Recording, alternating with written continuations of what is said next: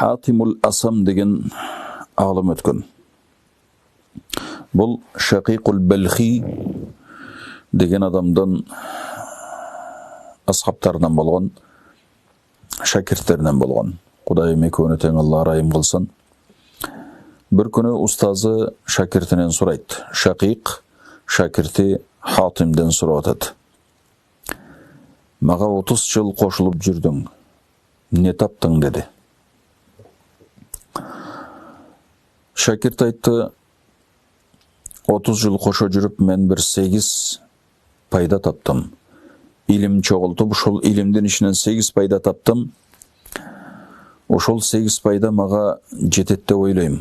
Мен ошол 8 пайдаға амал қылсам, ақыретте дағы, бұ дүниеде дағы азабыттан, ғазаптан құтылам деп ойлаймын деді. Ұстаз айтты, ал не болған 8 пайда? Айтшы. Хатим айтты, бірінші пайда шол, мен қалайға қарадым. Қалайға қарасам, ар кімден бір жақшы көргені бар екен, ашық болғаны бар екен. Ошоны жақшы көрөт, сүйөт, ашық болушат деді. Барып онан кейін анын ошол жақшы көргөнү аны менен чогуу жүрөт экен. Болгону кейбиреулөрдүн жақшы көргөн нерсеси бул өлүм төшөгүнө барып жатканга чейин эле экен. Ошого чейин эле жақшы көрөт дагы, андан нары аны менен чогуу болбойт деди. Кейбиреулөрү жақшы көргөн нерсесинин кабырдын оозуна чейин барат экен.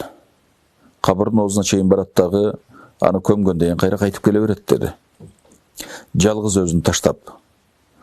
Аны менен эч кимиздин кабырына кирип барбайт экен жакшы көргөн нерселер. Фафаккарту, мен ойлондум, өзүмчө айттым. Бул адамдын жакшы көргөн нерселеринин ичинде эң жакшысы, демек аны менен кабырга кошо киргени деп айттым. Кайсыл нерсе мени менен кабырга кирет? Мен издендим, ойлондум. Анан бул сенин кылган жакшы гана амалың экен. Сени менен кабырга чогуу кире турган, сени жалгыз кабырда таштап кетпей турган жакшы амал болуп эсептелет экен. Мен мына ушул жакшы амалды жакшы көрдүм, жакшы амалды сүйдүм деди. Эртең кыяматта караңгы көрдө жалгыз калганда мага жарык болсун деп, менин жанымда шерик болсун деп, мен ушу амалы салихти, жакшы амалды, сооп иштерди жакшы көрдүм. Ушул нерсе мени менен кабырга кирет экен. Бул менин биринчи пайдам болду деди. Экинчи пайдам, мен дагы деле калайка карадым. Алардын ар кимиси өзүнүн көңүлүн көксөгөн нерчит экен. Ошол нерсени аткарганга шашылат экен.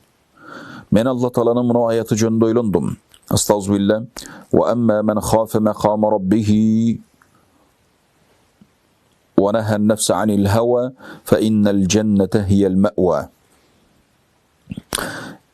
صدق الله العظيم. Бұл аяттың мәнісі, әлем кімде кім ертеңгі күні Құдай алдында барып тұрарынан қорқса, нәпсісін, көңілін көксөгөн нәрседен тыйса, анда анын барар жери бейіш деген аятты ойлондум дейді. Қарасам, Құран Құдайдың сөзі. Бұл Құранда айтылған нәрсенің бардығы чын, ақиқат. Мен демек, нәпсімден тескерісіне, көңілім көксөгөндүн тескерісін қылайын деп шашылдым, жеңімді түрдім дағы ұшу нәпсім менен көрішейін дедім. Эч қачан мен нәпсімді қуаттап, көксөгөнün артынан түшіп, еңсеген неле қылы өрбедім. Ошонту отырып, етеги нәпсім Алла Тааланын таат ибаратына разы болуп калды дагы, моюн сунуп калды дейт. Бул менин экинчи пайдам болду дейт. Үчүнчү пайдам, мен дагы деле калай калка карадым. Адамдардын арасында ушу дүниөнүн отунун чогултуш менен, дүнүйө чогултуу менен алек. Анандагылар чогулткандан кийин кол менен басып чеңгелдеп жатып калат. Болду, ушу басып жаткызы келет, байып. Мен Алла Тааланын ушул мына аяты жөнүндө окудум. Аяты жөнүндө ойлондум. Астагфирулла. Ма индакум янфаду ва ма индаллахи бақ. Алла Таала айтат, силердин алдыңардагы болгон нерсенин бардыгы, канча топтосоңарданын бардыгы жок болот, түгөнөт. Менин алдымдагы нерсе түбөлүктүү калат деп айтты дейт Алла Таала. Мен ушул сөздөрдү ойлондум. тапқан нәрсемдин бардығын Құдай жолына жұмшап салдым. Қолындағы жоқторго бечараларға тарқаттым. Демек мен ушуну өзім тапқаным менен басып чеңгелдеп жатқаным менен бұл нәрсе түгөнөт экен. Bir күн болбосо bir күн түгөнөт. Же болбосо мен өлгөндө түгөнөт. Кандай болбосун бул мага пайдасы деле көп тийбейт экен. Эгер Кудай алдына ушуну жумшап жиберсем, Кудай алдына жөнөтүп койсом, андал түбөлүккө калат экен. Демек мен колумдагы бар нерсенин бардыгын Кудай жолуна деп бейбечаралардын колунда жоктордун арасына таркаттым дейт. Себеби эртең күнү Алланын алдында мен үчүн сакталып турган бир кампа болсун дедим. Бұл менен үшінші пайдам болды деді. Төртінші пайдасы, мен дағы деле баягы қалай қалқа қарасам, ел ішінде кейбіреулер үшін тойлайды екен, менин шарапаттуулугум, менин азиздигим, бұл тегерегиндеги адамдардын көп болсо, туған ургун көп болсо, анан ошолор менен сыймыктанып, мына көрдүңбү менин канча адамым бар, канча балам бар, менин канча тууганым бар деп ошентип сыймыктанышат экен. Кейбиреулер ойлошот экен, бул шарапаттуулук, кадыр барк деген мал жандын көбүндө, бала чаканын көбүндө деп ана ошол колундагы малы менен бала чакасы менен сыймыктанып болду, мына ушул сыймык ушул деп ойлошот. Кейбиреулер болсо ушундай деп эсептешет, чыныгы шарапаттуулук, азиздик, урмат, кадыр барк бул кейбир адамдардын күчтүүлүгүнө жараша, демек адамдардын колундагы малдарын тартып алсаң, аларга зулумдук кылсаң, кезеги келсе кан төксөң, мана ошентип өзүнүн зөөкүрлүгү менен, зулумдугу менен өзүнүн ким экендигин, кадыр баркын көрсөткүсү келет. Кадыр барк ошондой деп ойлошот. Кейбир адамдар болсо ойлошот, бул кадыр барк мал сарптоодо. Ысырап кылып, канча малы колунда бар болсо ошонун бардыгын чектен аша чача берсе эле ошо менен эл астында бир кадыр баркка ээ болом деп ойлошот дейт. Мен Алла Тааланын мына сөзү туурасында ойлондум. Астагфирулла. Инна акрамакум индаллахи аткакум. Садакаллахул азим. Алла Таала бул аятта айтат: Алланын алдында эң урматтуу, кадырлуу, барктуу, сыйлууңар булар такварагыңар дептир Алла Таала. Мен ушул аятты ойлондум дагы таквалыкты тандадым. Шунтуп ишендим. Куран акыйкат, Куран бул чындык, айтканынын бардыгы туура. Алардын адамдардын ойлогон ойлорунун бардыгы ката. Демек алар ойлогон нерсе эмес кадыр барк. Кадыр барк бул Кудайдын алдындагы кадыр барк болуп эсептелет чыныгы. Мен таквалыкты тандадым дагы кадыр баркты Алланын алдынан издедим дейт. Бешинчи пайдам ушул, мен дагы деле карапайым калкка карасам, эл арасында бири-бирин жамандашат. Бири-бирине ачуусу келет. Бири-бирин ушакташат. Эмнеге? Мунун баары деги эмнеге барып такалат? Эмне үчүн адамдар ушундай кылышат? Мунун баарын карап көрсөм, көрө албастыкка барып такалат экен. Бири-бириндеги малды көрө албайт, бири-бириндеги мансап мартабаны көрө албайт, бири-бириндеги илимди көрө албайт. Мана ошон үчүн мен Алла Тааланын мына аяты жөнүндө ойлондум. Астагфирулла. Нахну qasamna baynahum ma'ishatahum fil hayatid dunya. Sadaqallahul azim. Алла Таала Куранда айтат, биз бөлүштүрүп койгонбуз дейт. Алла Таала өзү бөлүштүрүп койгон экен. Пенделердин бул жашоо тиричиликте керектүү болуп пайдалана турган рызкынын бардыгын Алла Таала алдын ала бөлүштүрүп койгон экен. Бул тагдыр кеткен. Тагдырга жараша болот экен. Андан ашык болбойт. Бирөөдүн колунда малы көп болсо, бирөөдүн колунда мансап мартабасы болсо, бирөөдүн колунда илими көп болсо, демек бул Кудайдын тагдырына жараша бөлүнгөн нерсе экен. Дедим дагы эмне үчүн мен бирөөгө көрө албастык кылышым керек Кудай бергенге? Демек андан нары мен эч кимге көрө албастык кылбадым. Бардыгы Алладан деп билдим.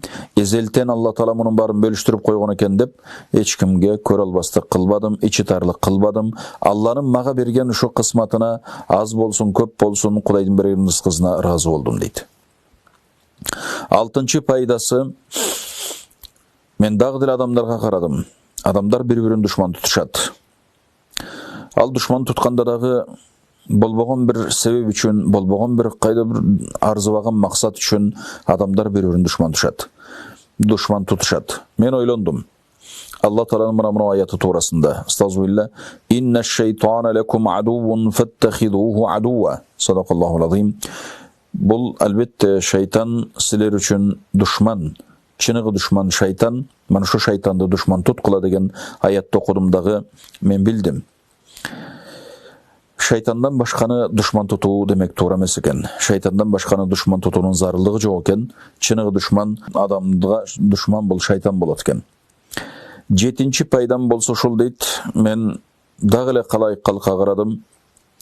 Алардын ар кимиси колунан келишинче ушу тытынат, тырышып иш кылат, болгон мээнетин жумшайт, колунан келишинче. Максат эмне? Максаты ушул күнүмдүк ичип жеп ырыскы табыш үчүн. Бардык адам ушундай кылат. Кээ бирөөлөр ушунун артынан арамга да түшөт. Кээ бирөөлөр күмөндүү, малга арам экенин же адал экенин билбеген ишке барышат. Өз напсысын өзү коргулат, өз кадырын өзү кемитет, түшүрөт. Мен Алла Тааланын мына аяты туурасында ойлондум. Астагфирулла. وَمَا مِنْ دَابَّةٍ فِي الْأَرْضِ إِلَّا عَلَى اللَّهِ رِزْقُهَا Sadaqallahu al-azim. Allah Taala бұл аятта айтат: жер бетинде бир кыймылдап эле рызкы керектеле турган, рызкылана турган жер бетинде бир кыймылдап жүргөн нерсе барбы? Анын бардыгы менин мойнумда дептир Алла Таала рызкысы. Демек жер бетинде, бул аламда ушу рызкы ала турган, рызкылана турган нерсенин бардыгы кичинесинен чоңуна чейин кыймыл эткендин бардыгынын рызкысы Кудайдын колунда экен. Кудайым өзү мойнуна алган экен. Мен ушундан билдим. Демек менин рызкым Алланын колунда экен. Алла өзү кепилдигин алыптыр. Мен Алланын ибараты менен алек болдум. Рызкыны демек Аллага тапшырдым дагы. Эч кандай мен Алладан башкадан бирөөдөн бир рызкы үмүт кылып жалдырап жалбарбадым. Үмүтүмдү Аллага койдум дагы, Алланын ибадаты менен алек болдум дейт. 8-чи пайдам ушул. Мен дагы деле адамдарга карасам, кимиси болсо дагы өзүнөн башка бирөөгө таянат экен. Кээ бирөөлөрү өзүнө окшогон бир макулукка таянат, адамга таянат. Кээ бирөөлөрү болсо акчага таянат экен. Кээ бирөөлөрү болсо башка бир мал мүлккө, байлыкка таянат экен. Кээ бирөөлөрү болсо өзүнүн колунан келген өнөрүнө таянат экен. Кээ бирөөлөрү болсо өзүнө окшогон эле жөнөкөй бир адамга, тагасына, таекесине, кимисине болот, жакын сынган бир адамдарга таянат. Ошолор менен ишим бүтөт, ошолор менен кутулам дегендей кылат. Мен Алла Тааланын мына аятын ойлондум. Астагфирулла. Ва ман ятаваккал ала Аллахи фахуа хасбух инналлаха балигу амрих кад жа'ала Аллаху ликулли шейин кадра. Мен Алла Тааланын ушул аятын ойлондум. Алла бул аятта эмне дейт? Кимде ким Кудайга таваккал кылса, Кудайга таянса, Кудайга сүйөнсө, Алланын өзү ага жетиштүү. Алла Таала бардык каалаган ишин каалаган жерине жеткирет. Каалаган буйрук кылат, каалаган ишин аткарат. Алла Таала ар нерсени чеги менен чектеп койгон, тагдырлап койгон деди. Ушул аятты окуп, Аллага гана таваккал кылдым дагы, Алланын өзү мага жетиштүү дедим. Алла, мен таваккал кылып таянган сүйөнгөндөрдүн эң жакшысы Алла дедим. Мына ушул менин 8 пайдам деди. Муну уккан устаз айтты. Шакик Устазы Шакик айтты: Алла Таала сага топук берсин, Кудайым сага ийгилик берсин. Мен мына ушул Кудайдан түшкөн китептердин Тауратты дагы, Инжилди дагы, Забурду дагы, Куранды да окуп чыктым. Ушул сен айткан 8 пайданын тегерегинде ушул 4 китептин ичи бардыгы ушул 8 пайда жөнүндө айтылат экен.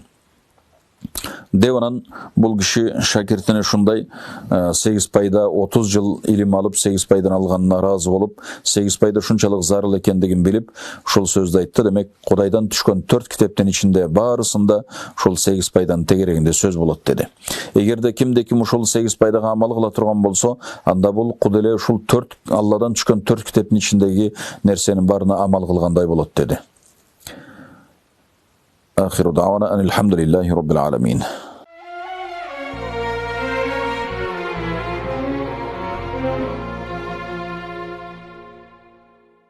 Мусулман бир туугандар, Кудайым буйруса мындан ары биздин сабактар, баяндар, жолугушуулар ушу Азхари KG медиа порталында болмокчу. Кезекке жолукканга чейин сак саламаттуу болуңуздар. Assalamu alaikum wa rahmatullahi wa barakatuh.